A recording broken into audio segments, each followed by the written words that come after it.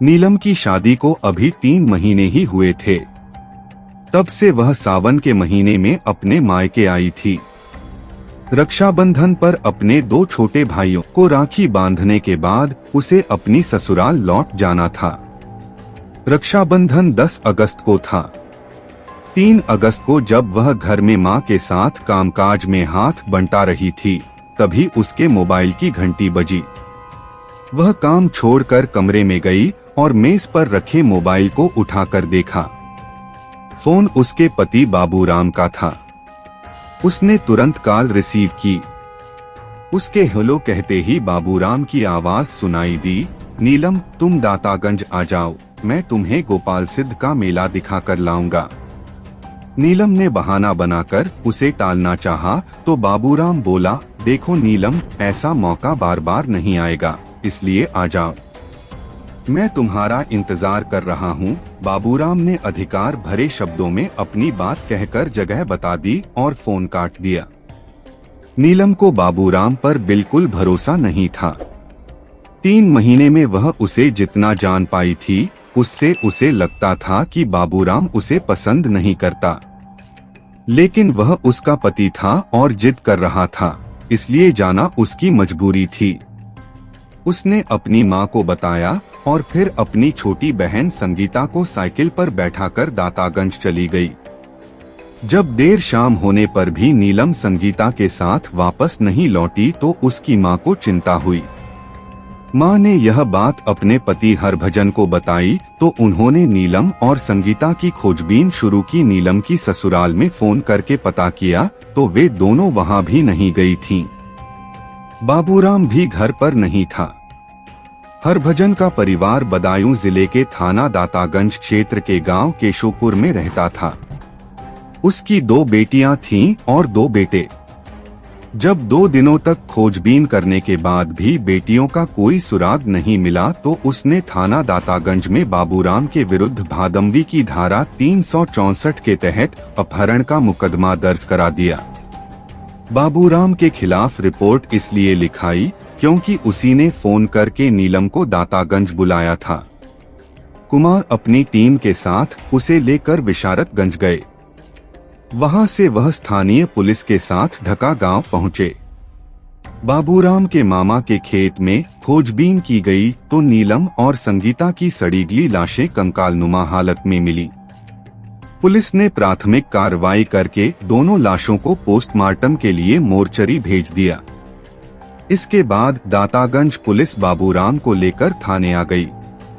थाने में पूछताछ के दौरान बाबूराम ने हत्या के पीछे की जो कहानी बताई, वह नाजायज रिश्ते को अपनी जिंदगी समझने वाले एक शख्स के खूनी खेल की कहानी थी, जिसमें उसका शिकार बनी उसकी जीवन संगिनी और निर्दोष साली। महानगर बरेली के थाना के क्षेत्र के गांव भुवापुर निवासी खंजनलाल किसान का सबसे छोटा बेटा था बाबूराम। पेशे से किसान हरभजन के पास 7 बीघा जमीन थी। उसी से उसके पूरे परिवार का भरण पोषण होता था। बाबूराम ने इंटर तक पढ़ाई की थी। इसके बाद वह पिता के साथ खेती के काम में हाथ बंटाने लगा था। बाबूराम की ननिहाल बरेली के ढका गांव में थी। उसके मामा की 3 बेटियां थीं, जिनमें गीता, परिवर्तित नाम, सबसे बड़ी थी। 18 साल की गीता का यौवन खूब दमकता था, वह थी भी खूबसूरत। बाबूराम अक्सर अपने मामा के घर आता रहता था। गीता से उसकी खूब पटती थी। दोनों के बीच भाई बहन का रिश्ता था। बचपन से एक दूसरे के साथ खेले थे, इसलिए एक दूसरे से काफी घुले मिले हुए थे।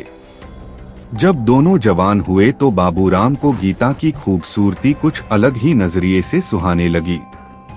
रिश्ते की याद आती तो वह गीता पर से नजरें हटाने की कोशिश करता, लेकिन उसका दिल उसे ऐसा करने की इजाजत नहीं देता था।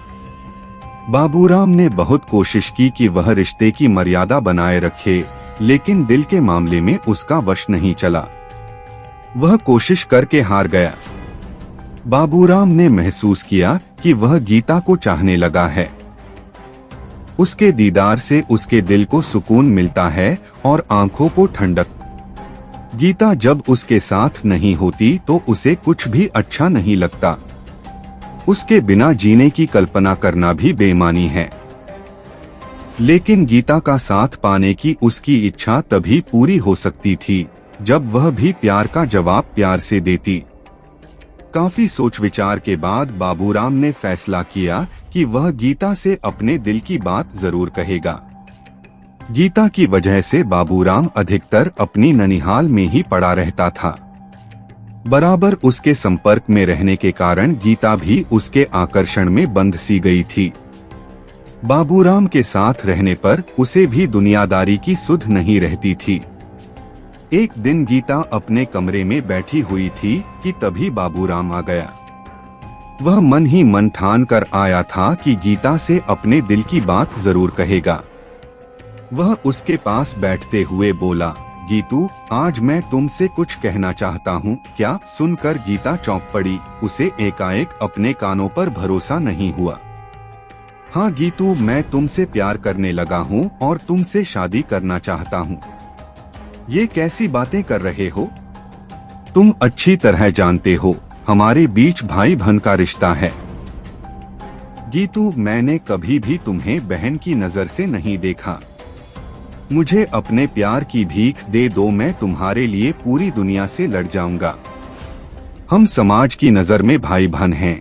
जब लोगों को पता चलेगा तो वे हमें कभी एक नहीं होने देंगे। तुम किस किस से लड़ोगे? मुझे किसी की फिक्र नहीं है। बस तुम एक बार हाँ कह दो। ठीक है, तुम इतना कह रहे हो तो मैं इस बारे में सोचने के बाद जवाब दूंगी। गीता ने उसे टालने के लिए कहा। ठीक है, कल सुबह मुझे बरेली जाना है, शाम तक लौट आऊंगा।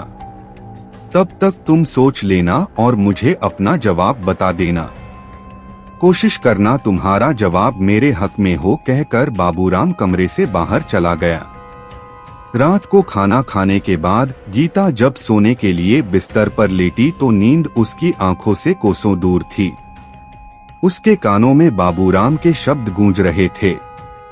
उसने अपने दिल में झांकने की कोशिश की तो उसे लगा कि वह भी जाने अनजाने में बाबूराम से प्यार करती है, लेकिन भाई बहन के रिश्ते के भय से अपने प्यार का इजहार नहीं कर पा रही है। गया नीलम उस वक्त सलवार कुर्ता पहने थी। उसने अपना दुपट्टा गले में लटका रखा था। खेत के अंदर जाकर बाबूराम ने उसी दुपट्टे से गला घोंटकर उसकी हत्या कर दी। वह बेचारी चीख भी न सकी।